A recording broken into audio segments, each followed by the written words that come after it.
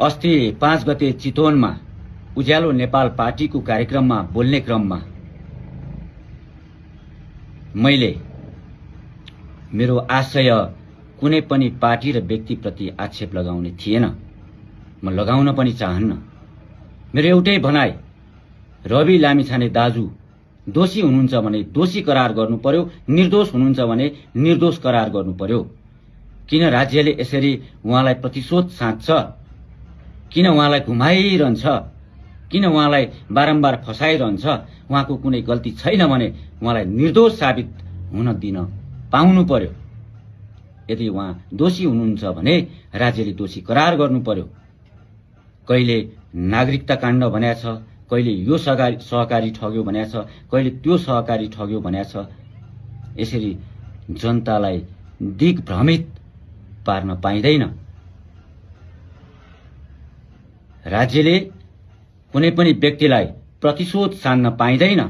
राज्यका कुनै पनि निकायले कसैलाई पनि प्रतिशोध साँधेर दुःख दिन पाइँदैन भन्ने पक्षधरको व्यक्ति हुँ म। मैले बोल्ने क्रममा मैले बोलेका सबै कुराहरू त यहाँहरूले सुन्नुभएको छैन।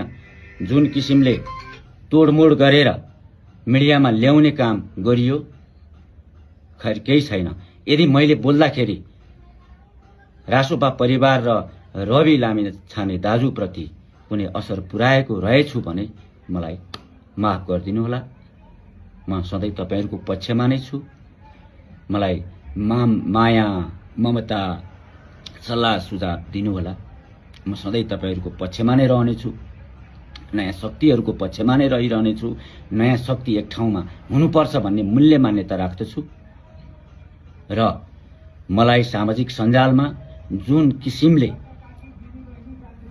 कमेन्टहरु मेरा फेसबुकका प्रोफाइलहरुमा, मेरो श्रीमतीको प्रोफाइलहरुमा, मेरा परिवारहरुको प्रोफाइलहरुमा गएर गर्ने कामहरु यहाँहरुले गरिरहनु भएको छ, यसको म कडा भन्दा कडा विरोध गर्न चाहन्छु।